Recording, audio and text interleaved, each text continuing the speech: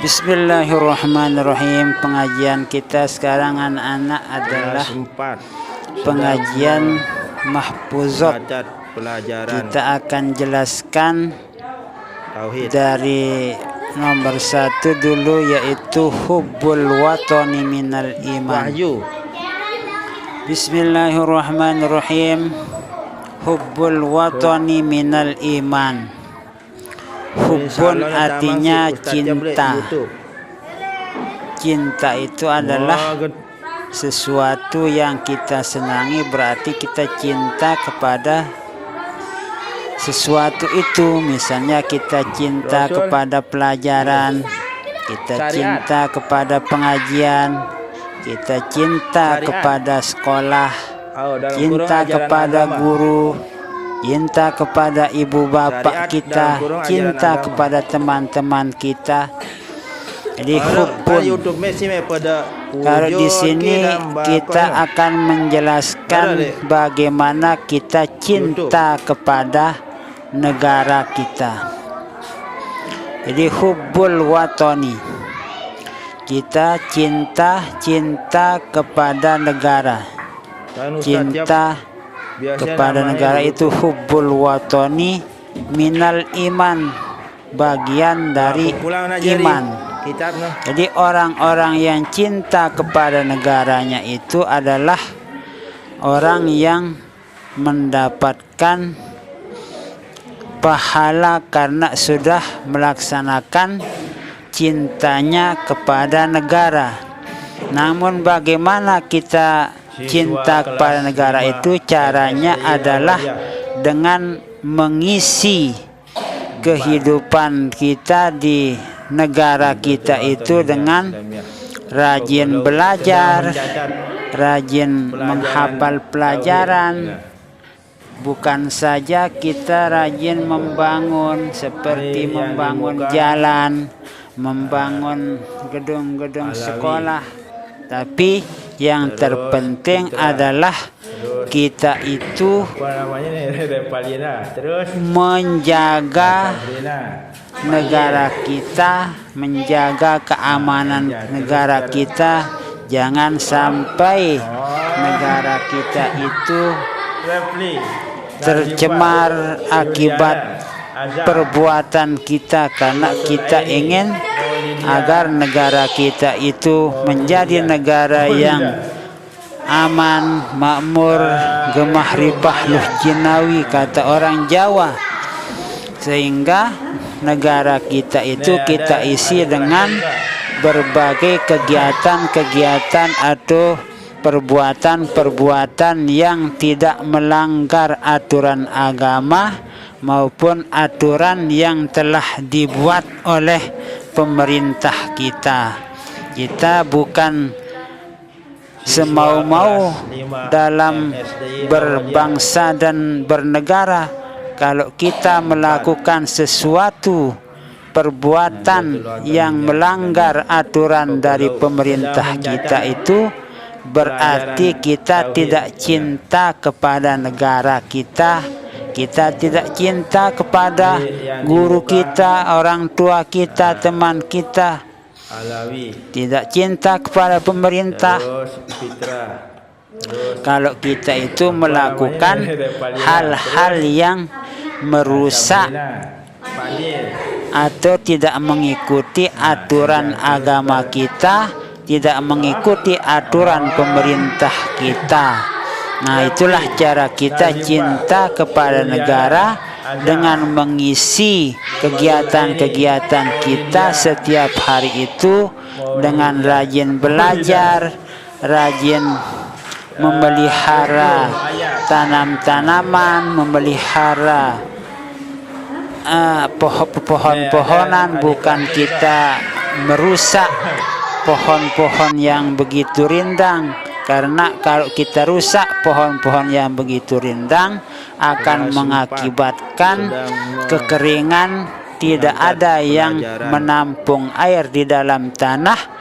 Akibatnya kita yang akan merasakan kekurangan air, dan kita akan susah kalau air dalam bumi kita itu sedikit simpanannya disebabkan karena kita sudah merusak lingkungan kita, merusak pohon-pohon tempat penyimpanan air. Itu juga termasuk cara kita untuk cinta kepada negara dengan menjaga lingkungan kita agar kita tetap sejahtera dalam menjalankan kehidupan, tidak mengganggu orang lain dengan suara-suara bising, sehingga orang yang beribadah, yang istirahat juga itu terganggu akibat dari suara-suara atau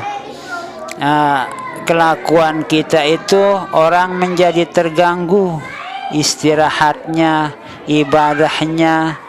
Kita misalnya membunyikan mercun sehingga orang terkejut, itu termasuk kita tidak cinta kepada negara kita karena sudah mengganggu ketentraman dari masyarakat kita.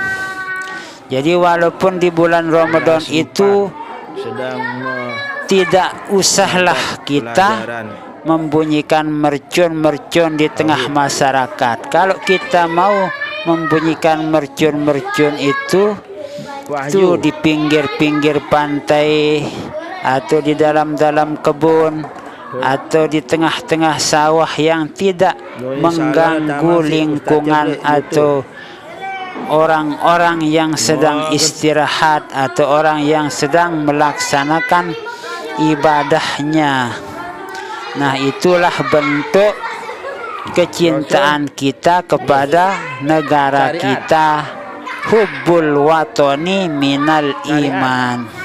Jadi marilah kita sama-sama mengamalkan apa yang menjadi petunjuk atau ajaran bagi kita itu, agar kita menjadi orang yang selalu dalam rukun hidup bahagia, hidup kita bersama lingkungan kita, teman-teman kita, warga masyarakat kita, semua kita itu akan terasa aman dari perbuatan-perbuatan kita, ucapan-ucapan kita.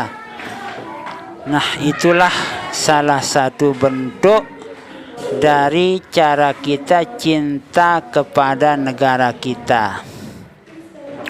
Kemudian nomor 2 ada mahfuzat kita yang sudah kita catat, yaitu kana as-sahha ilma man taqaddama. Jadi kana as-sahha ilma man taqaddama artinya ilmu orang yang terdahulu itu lebih barokah daripada ilmunya orang-orang sekarang. Kenapa ilmu orang yang dahulu itu lebih barokah daripada ilmunya orang sekarang?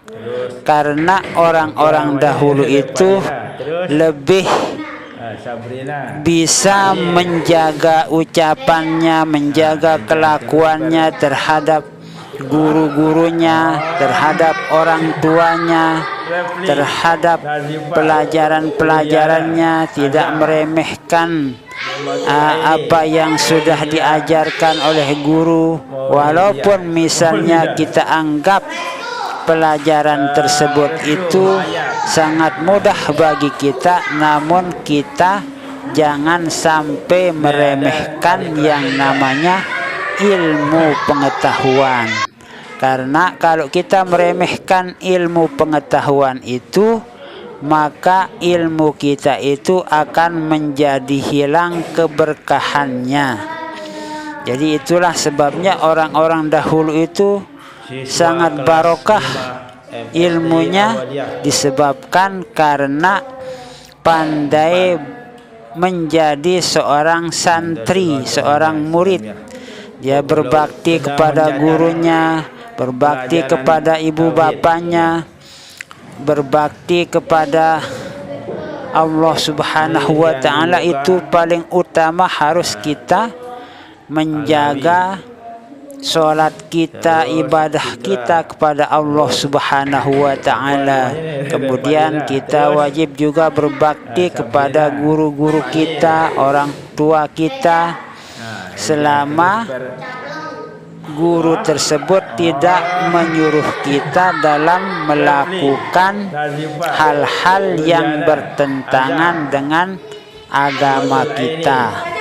Kalau guru itu menyuruh kita melakukan sesuatu yang bertentangan dengan ajaran agama kita, maka kita tidak boleh mengikutinya, walaupun itu perintah guru, walaupun perintah orang tua. Tapi karena itu adalah perintah yang bertentangan dengan agama kita, maka kita tidak boleh mengikutinya, walaupun itu guru kita, walaupun itu orang tua kita. Wahyu.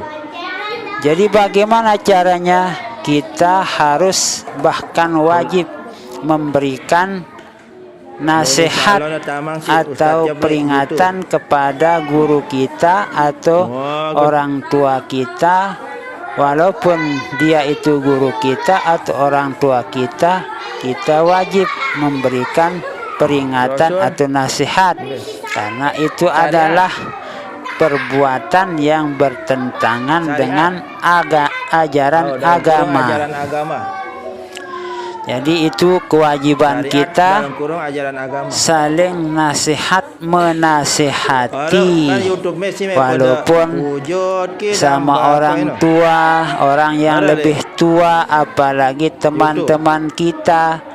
Kalau teman-teman kita itu melakukan perbuatan-perbuatan yang salah, maka kita wajib juga memberikan teguran kepada teman kita. Bagaimana caranya kita menegur teman-teman kita? Kita kasih tahu dia bahwa itu adalah salah.